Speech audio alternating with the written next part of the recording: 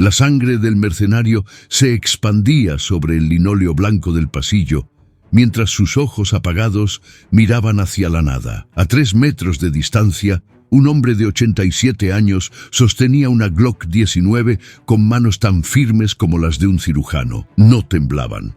Nunca lo habían hecho.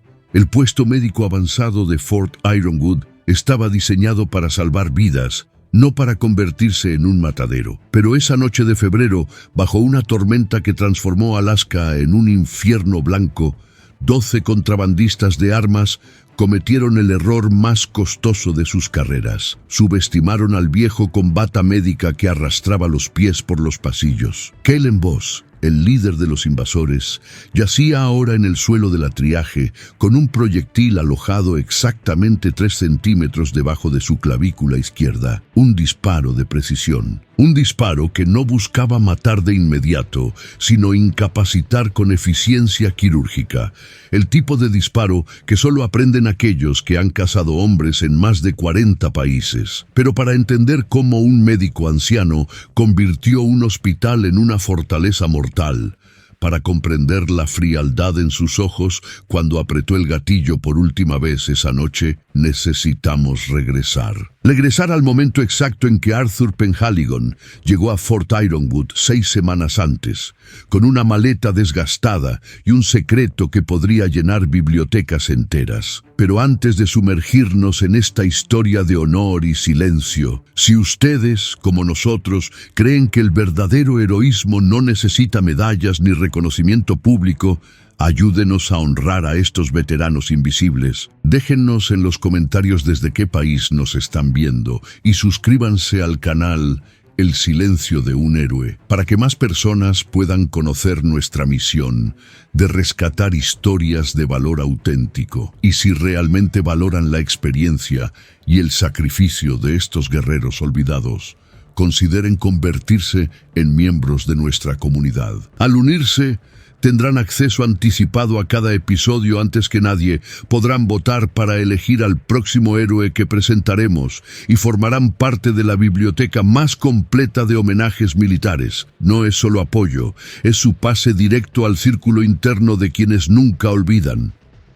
Cuando Arthur Penhaligon bajó del camión de suministros el 8 de enero de 2026, los marines más jóvenes intercambiaron miradas de incredulidad. El hombre que caminaba hacia la entrada del hospital parecía tener un pie en la tumba.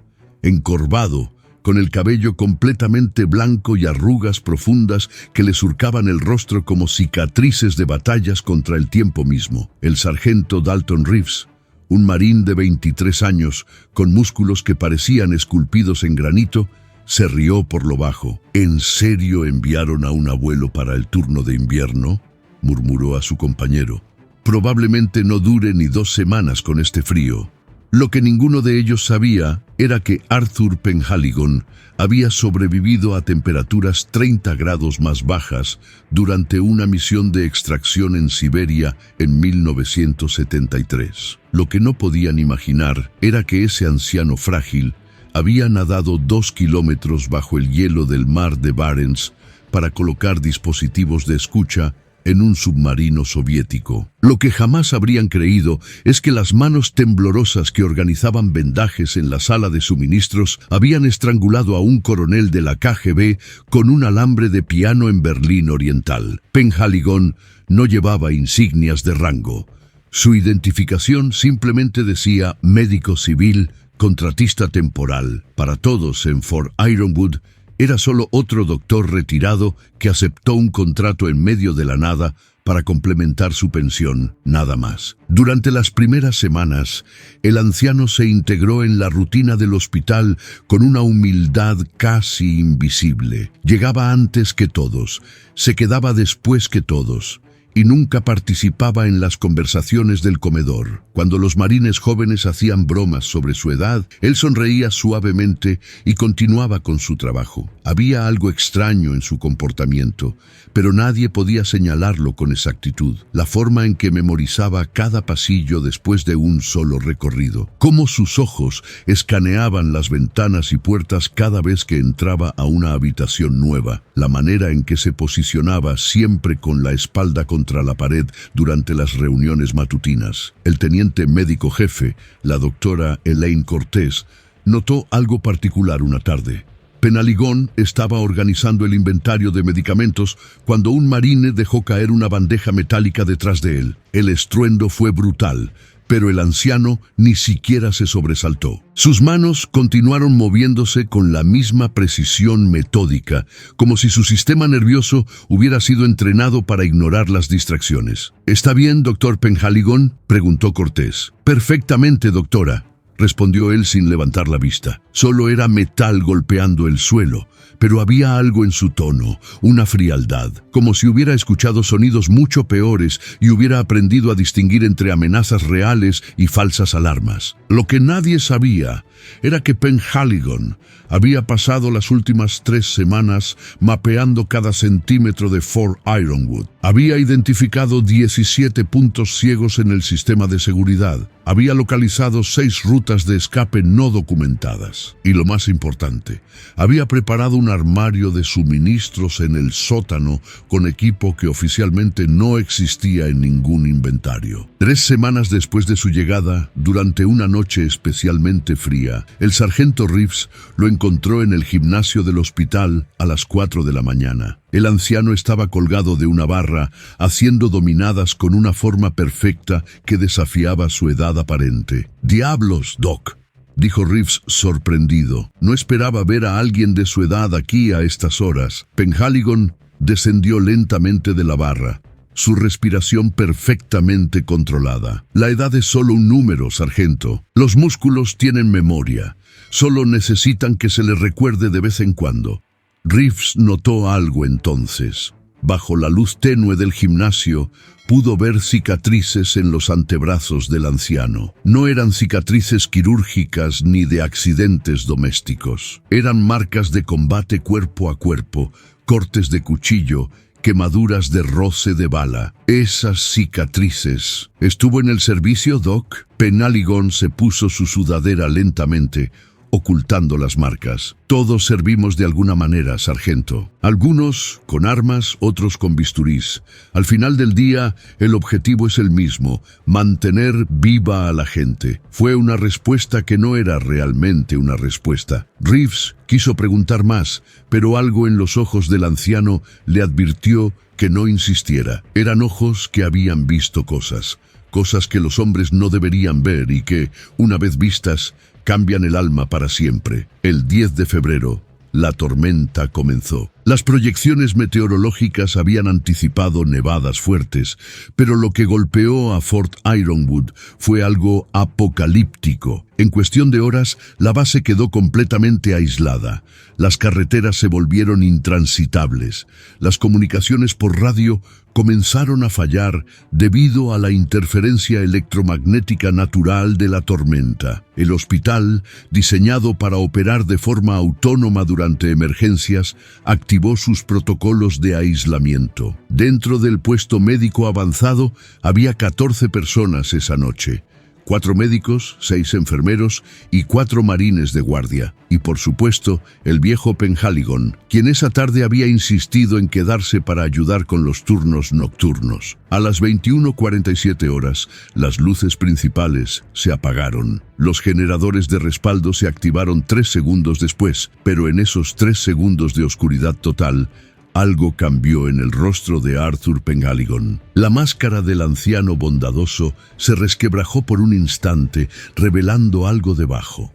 Algo frío, calculador, letal. Sistema de energía secundaria activado, anunció la doctora Cortez por el intercomunicador. Probablemente solo fue un fusible quemado por el frío. Mantengan la calma. Pero Penhaligon ya estaba moviéndose. Sus pasos ya no eran los de un hombre viejo y cansado. Eran precisos, medidos. Se dirigió hacia la ventana del pasillo este y miró hacia el perímetro exterior del hospital. 5 sombras se movían entre la nieve, 5 siluetas que no pertenecían allí. El anciano tocó suavemente el cristal con los nudillos, calculando el grosor. Reforzado, antibalas. Bien, luego miró hacia el techo, identificando las cámaras de seguridad.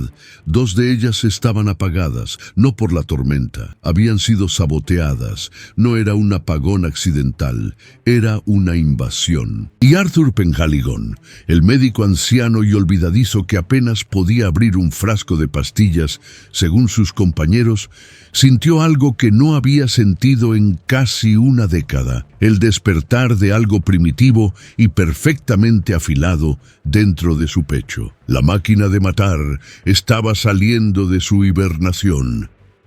El primer error de Kellen Voss fue creer que la inteligencia de su equipo era confiable. El segundo error fue pensar que un hospital militar en medio de Alaska sería un objetivo fácil. El tercer error, y el más mortal, fue no investigar quién exactamente trabajaba en ese hospital. Voss y sus 11 hombres habían planeado la operación durante meses. El puesto médico avanzado de Fort Ironwood servía como punto de transferencia temporal para equipamiento militar clasificado que se movía entre bases en el Ártico. Esa noche, según sus fuentes, un cargamento de componentes de guiado láser para misiles Patriot estaba almacenado en el sótano del hospital, esperando ser transportado a una base permanente cuando la tormenta amainara. Valor estimado en el mercado negro: $17 millones.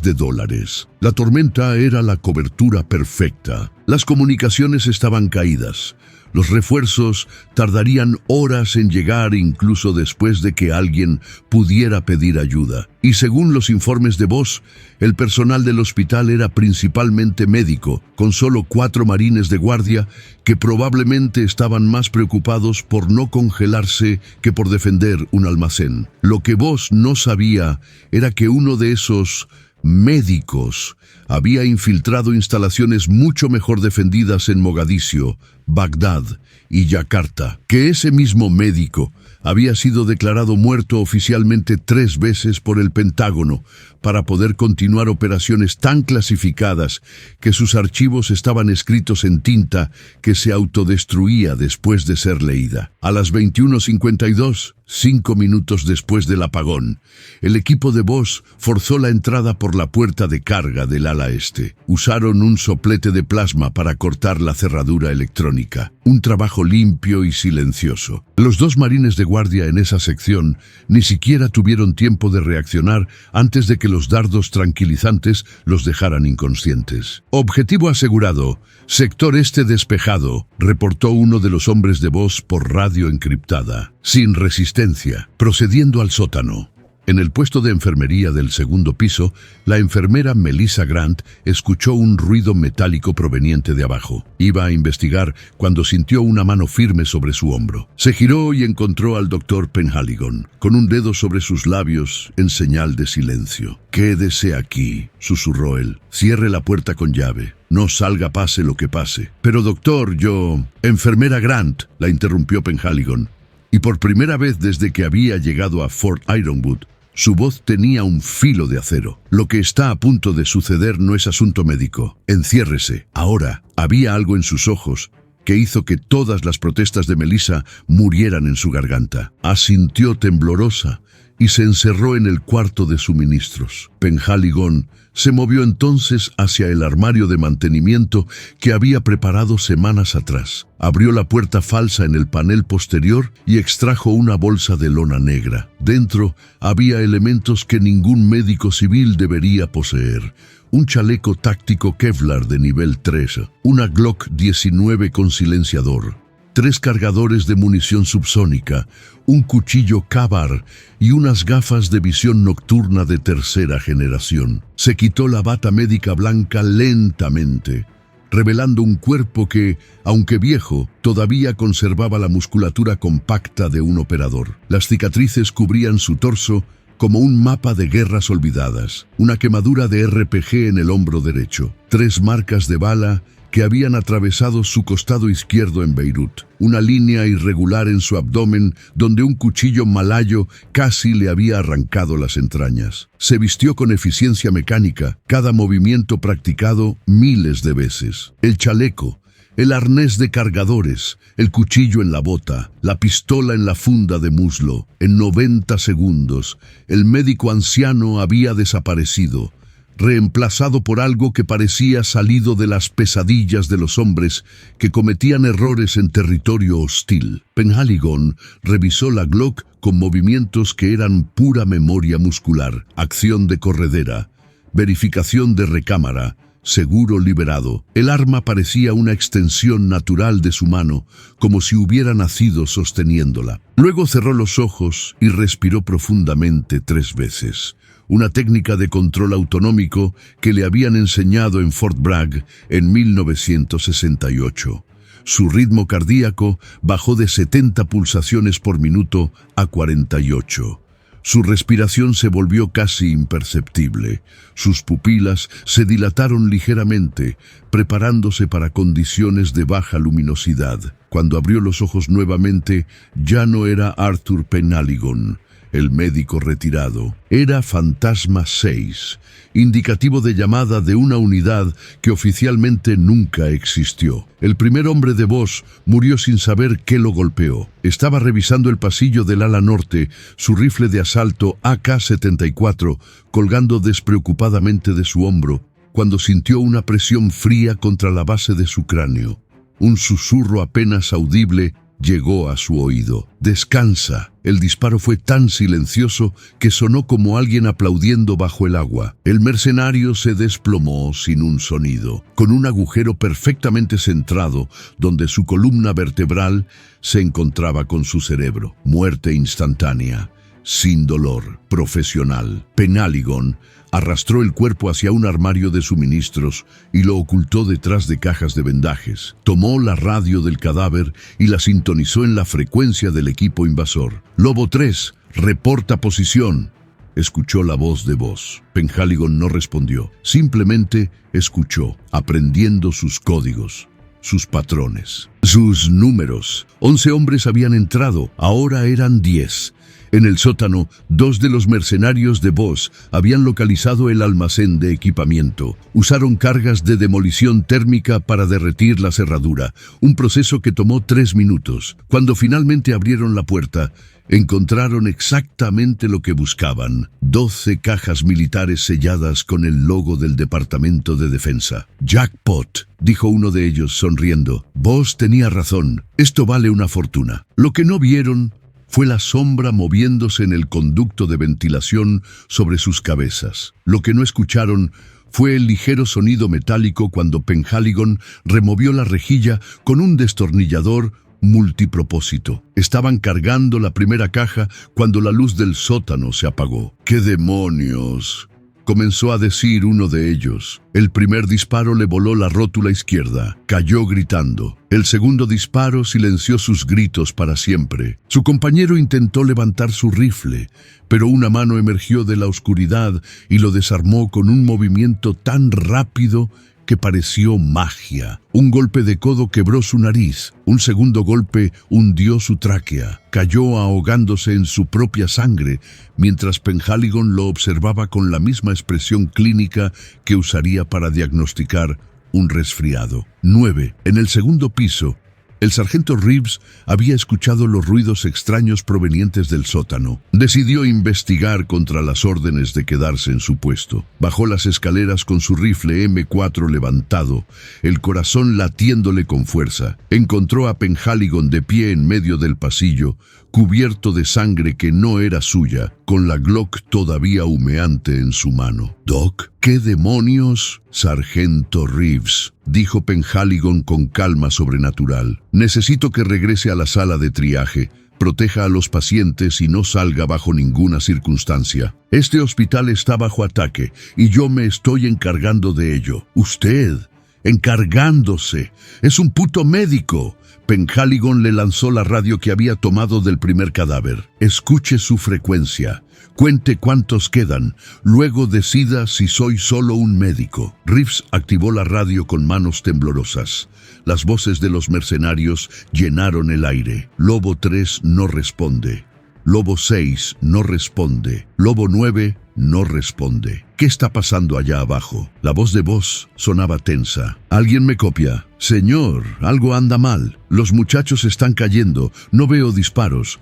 No hay explosiones. Simplemente desaparecen». Reeves miró a Penhaligon con una mezcla de terror y asombro. «¿Quién diablos es usted realmente?» El anciano sonrió, pero no había calidez en esa expresión. «Solo calculo. Alguien que debería estar muerto hace 30 años, sargento.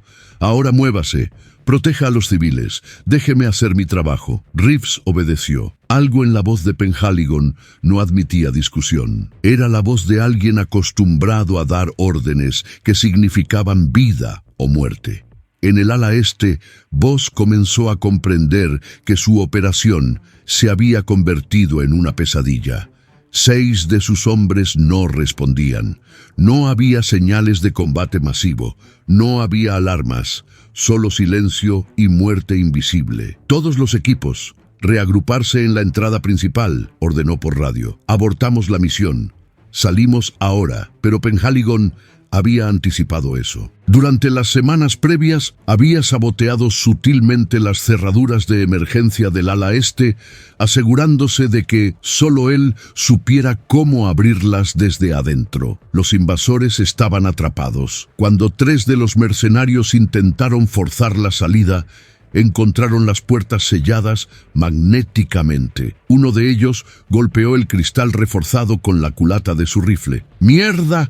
¡Estamos encerrados! ¡Usen explosivos!», gritó Voss. «Ahora». Pero mientras preparaban las cargas, una voz anciana resonó desde los altavoces del hospital. Penhaligon había accedido al sistema de intercomunicación. «Kalen Voss, ex mercenario del grupo Wagner, 17 operaciones documentadas en África y Medio Oriente. Tiene una hija de 9 años en Budapest que no sabe que su padre mata gente para pagar su educación privada». Voss palideció. «¿Cómo demonios sabía eso?». La voz continuó calmada e implacable. «Has cometido 3 errores esta noche, Kalen. El primero fue venir aquí. El segundo fue tocar a mis marines. El tercero fue hacerme salir de mi retiro. Ahora tienes 2 opciones. Rindes todas tus armas y sales caminando con las manos en alto, o te conviertes en un problema que resolveré con permanencia». Voss rió histéricamente. «¿Quién mierda te crees que eres, viejo? ¿Un vengador enmascarado?». Hubo un silencio largo. Luego Penhaligon habló, y su voz ya no sonaba vieja, sonaba como acero templado en hielo. «Mi nombre es Arthur Penhaligon. Código de operación: Fantasma 6. Sellé de agua, tierra y aire desde 1967 hasta 1998. 43 misiones clasificadas. 217 objetivos neutralizados. Declarado muerto 3 veces por conveniencia operacional. Y tú, Kalen, acabas de convertirte en el número 218. El sistema de intercomunicación se apagó, y entonces el verdadero cazar comenzó. Si usted, como nosotros, cree que la verdadera honra se esconde en la humildad y que las leyendas más grandes son aquellas que no buscan aplausos, entonces está en el lugar correcto. No permita que estas historias de valor y competencia silenciosa caigan en el olvido. Suscríbase ahora mismo a El Silencio de un Héroe y active la campana de notificaciones. Cada suscripción es una voz que se une a nosotros para honrar a los héroes anónimos que cambiaron el mundo con dignidad y silencio. Únase a nuestra comunidad de respeto y descubra más historias que prueban que el verdadero poder reside en la experiencia. Sea parte del legado.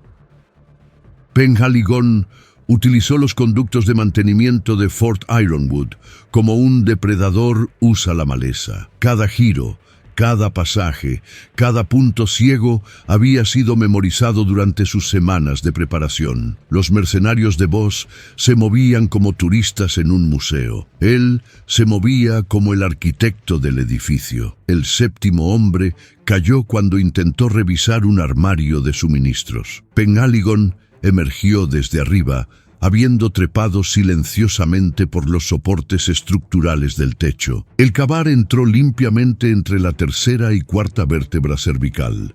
Muerte instantánea, sin ruido. 8. El octavo murió pensando que había encontrado una posición segura. Se había agazapado detrás de una estación de enfermería, su rifle apuntando hacia el pasillo principal. No pensó en mirar hacia atrás, donde Penhaligon había estado esperando pacientemente durante 7 minutos, inmóvil como una estatua, controlando su respiración hasta el punto de parecer un cadáver. Un disparo. La bala atravesó el cráneo del mercenario en un ángulo descendente perfecto, la geometría de la muerte ejecutada con precisión matemática. 7. Voss estaba ahora realmente asustado. Había enfrentado a soldados en Siria, había combatido a rebeldes en el Congo, pero nunca había experimentado esto. Un enemigo invisible que parecía estar en todas partes a la vez, que convertía cada sombra en una amenaza mortal, que transformaba un hospital en su campo de caza personal. ¡Todos juntos!, gritó a sus hombres restantes. ¡Espalda con espalda! ¡Que no nos separen! Los 5 mercenarios restantes formaron un círculo defensivo en el vestíbulo principal del hospital. Buena táctica, difícil de flanquear, imposible de sorprender, excepto que estaban pensando en 2 dimensiones. Penhaligon estaba pensando en 3.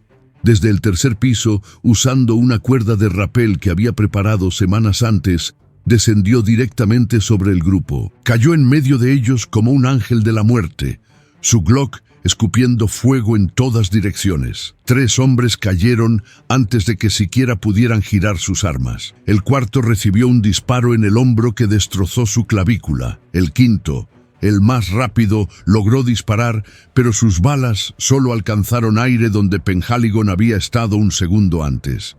El anciano rodó, se levantó y colocó 2 balas en el centro de masa del último mercenario. Luego se acercó al hombre herido del hombro y presionó el cañón de su pistola contra su frente. ¿Dónde está Voss? Vete al infierno. Penhaligon inclinó la cabeza ligeramente, como si estuviera considerando la respuesta. Luego movió la pistola hacia abajo y disparó a través de la rodilla del mercenario.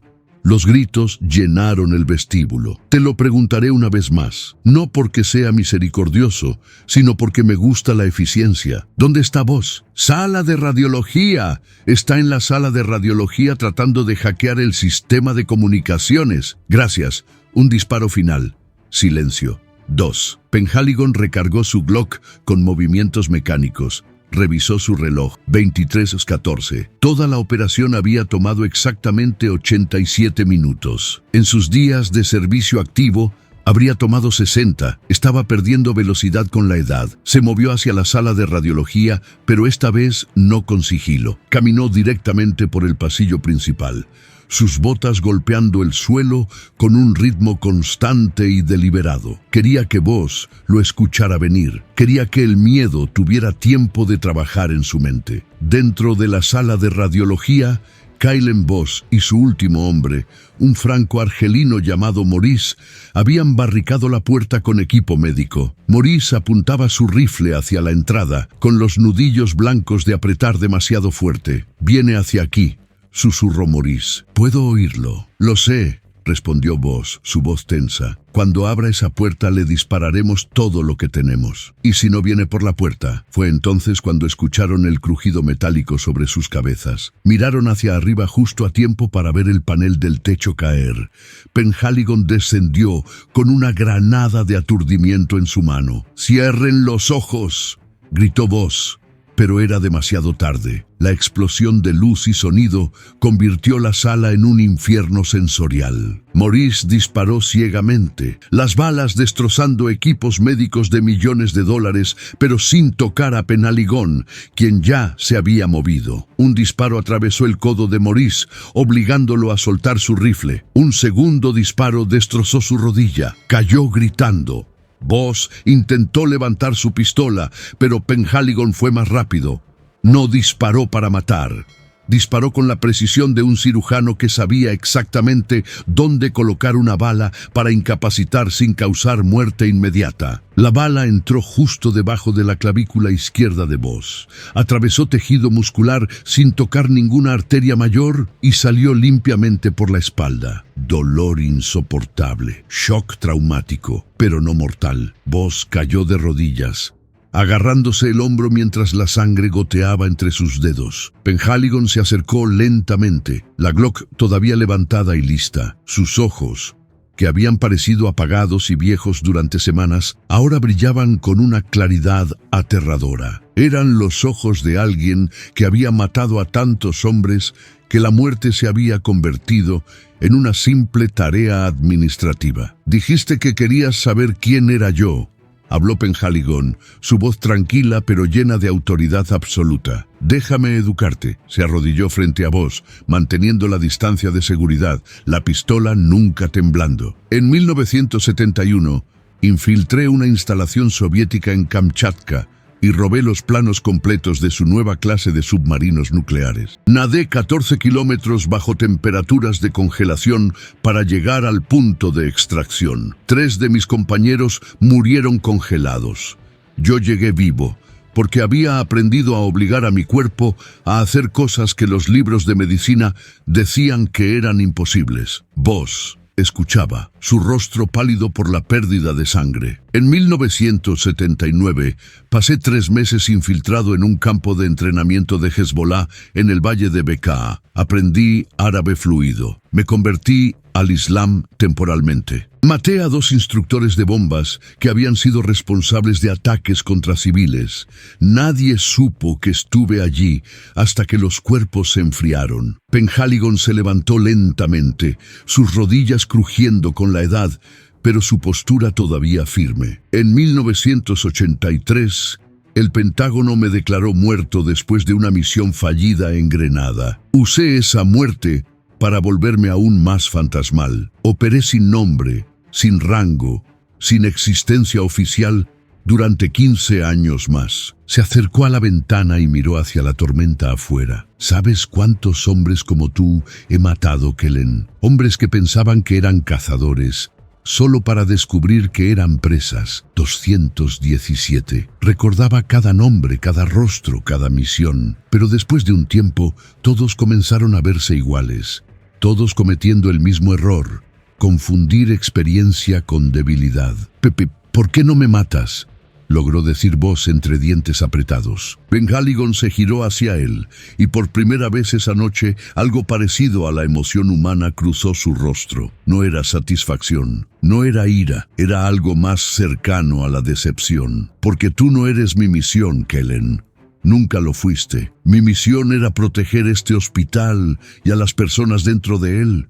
Tú solo eres un efecto secundario, un problema que necesitaba resolverse. Se acercó nuevamente, se arrodilló y con una eficiencia clínica usó un torniquete para detener el sangrado de Boss. Luego hizo lo mismo con Maurice, quien había perdido la conciencia por el shock. Los dejaré vivos porque quiero que cuenten esta historia. Quiero que cada mercenario de mierda en el mercado negro sepa lo que sucede cuando cometen el error de atacar un objetivo protegido por un fantasma que debería haber muerto hace décadas. Justo entonces, las luces del hospital se estabilizaron completamente. Los generadores principales habían sido reparados, y con ellos el sonido de helicópteros en la distancia.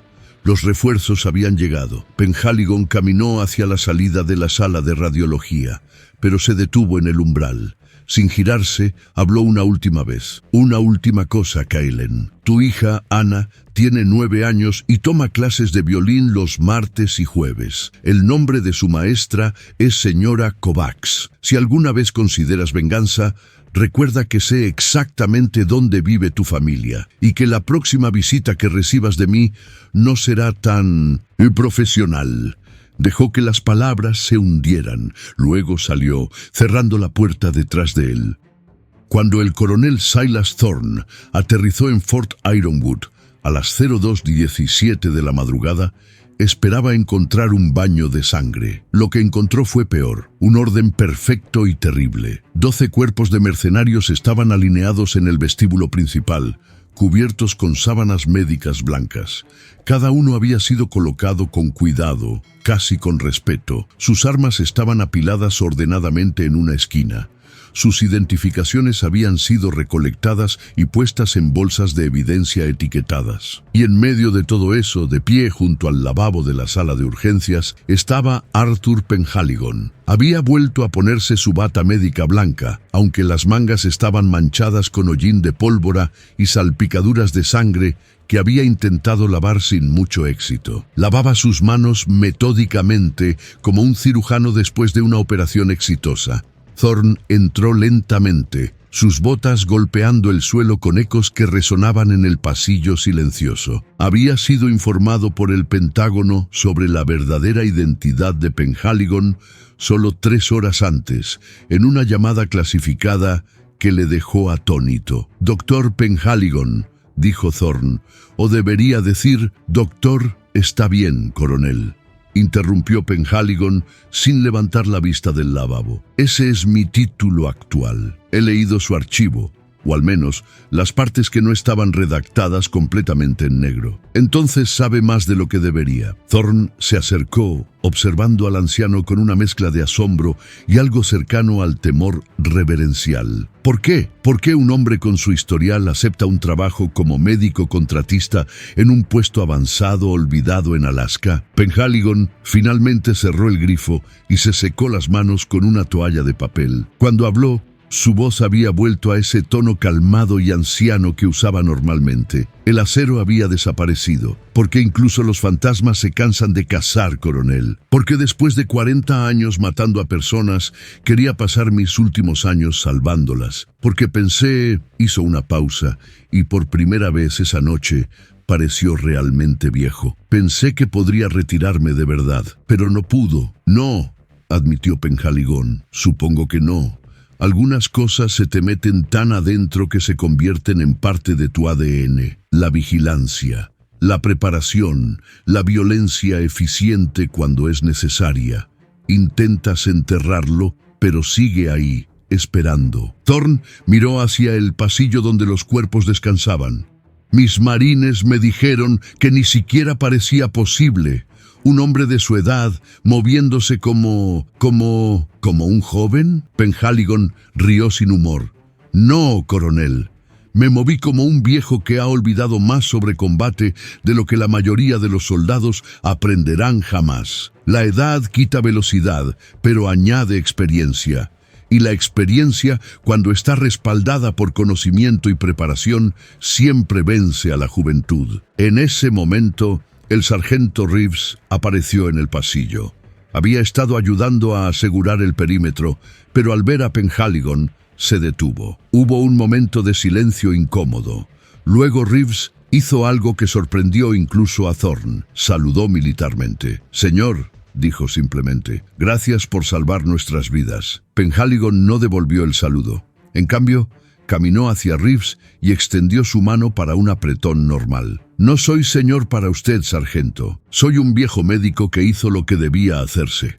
Usted habría hecho lo mismo si hubiera tenido las herramientas y el entrenamiento». Reeves tomó su mano, sintiendo la fuerza que todavía residía en ese agarre anciano. «¿Puedo hacerle una pregunta, Doc?» «Adelante. Usted es médico.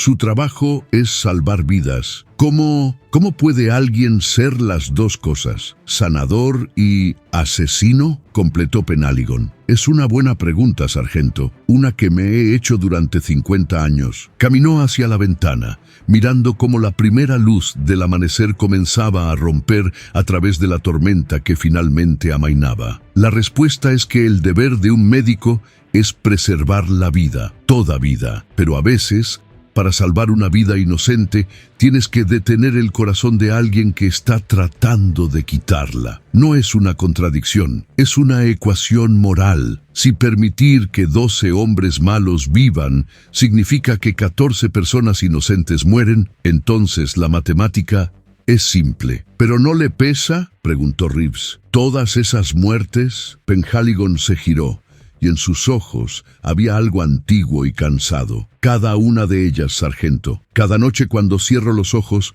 veo sus rostros.